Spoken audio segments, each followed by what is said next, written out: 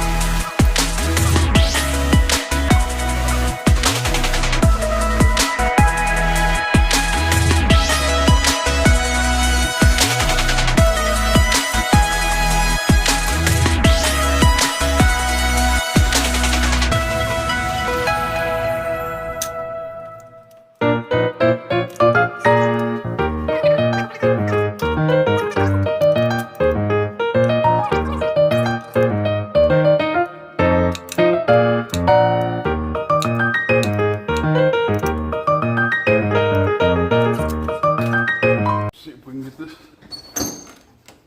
thing fired up and back over there.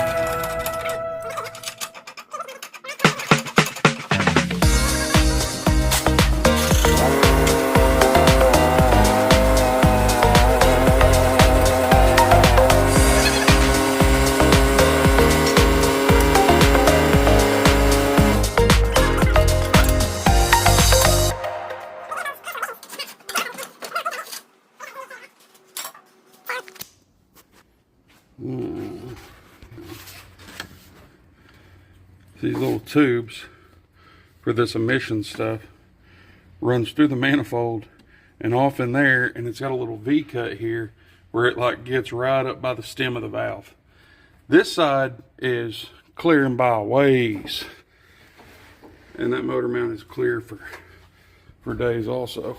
Go around here, see if we can get y'all in on this side. So the problem is that back one,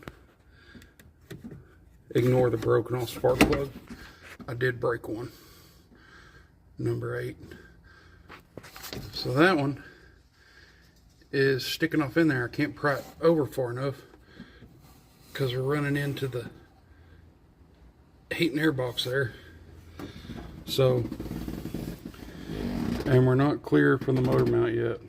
So I'm going to try to lift it And after we lift it up, I don't know why it's zoomed in that far. After we lift up on it, try to pry the motor mount that away to clear the manifold and see if she'll pop past. So bear with me.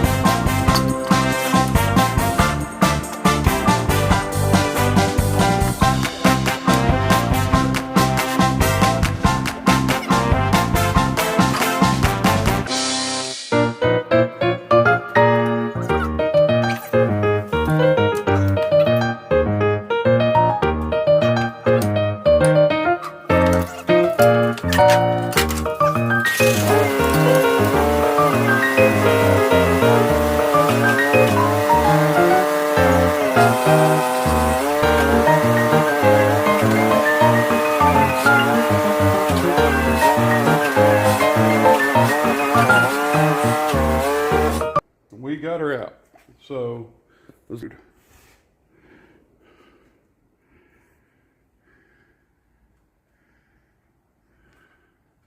yeah, another thing to look at when you know that one is frozen is the head right here above these head bolts. So, okay. There's a freeze plug at the back of the camshaft. You see, we just see the camshaft itself there. So that's the freeze plug that we got stuck right here. See if we can get her wiggled out of there. Oh yeah.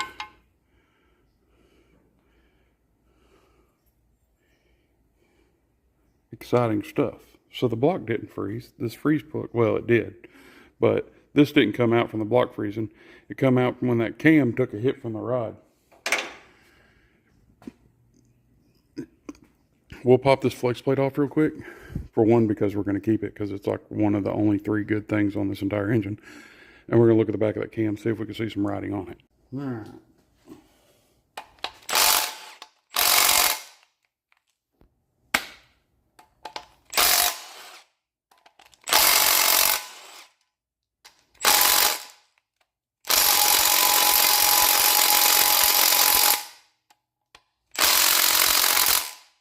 We can grab a little bit bigger impact.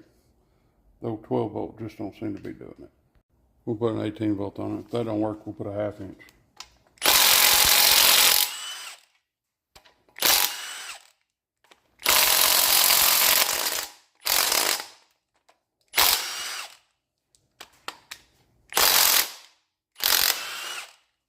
Boy.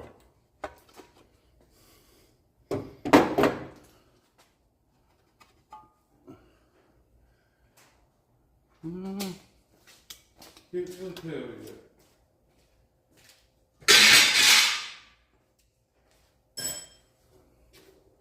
Lay that flywheel or flex plate down over there with the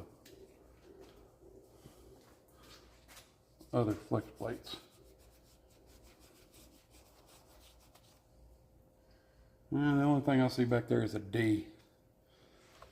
See if you can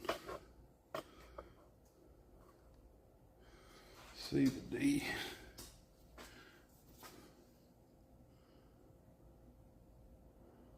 There you go. There's a D. So, doesn't mean that it's not an aftermarket cam, but as greasy as this whole rig is, and it looks like this whole intake has been on there since 1986. So, it probably doesn't have an aftermarket cam, which not that matter because it's broke. I keep forgetting about that. So we will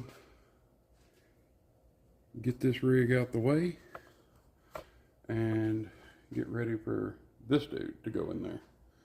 But first, you gotta, anytime you relieve the pressure from a torque converter, you want to change the front pump seal and transmission. Even if you know it wasn't leaking before, it doesn't really matter. But hey, to each their own. I do it because I don't want to undo all the work I've just done to do $4 seal. I'm gonna degrease this thing and get her cleaned up, but engine's out, so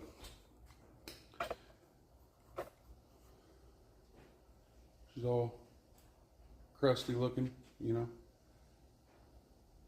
as expected. So we'll get that. It is hot. I'm beat. I got out here this morning to get all these accessories up with this thing, but it's pretty crusty in here. Let me show you what we're working with. All of that gunk on that cross member, inside that frame rail, all the way up across this cross member, the inner fenders, you know, all down in there. You can see where somebody had degreased or cleaned on the firewall at some point. You got all of this nasty stuff. We're going to try to get the firewall clean.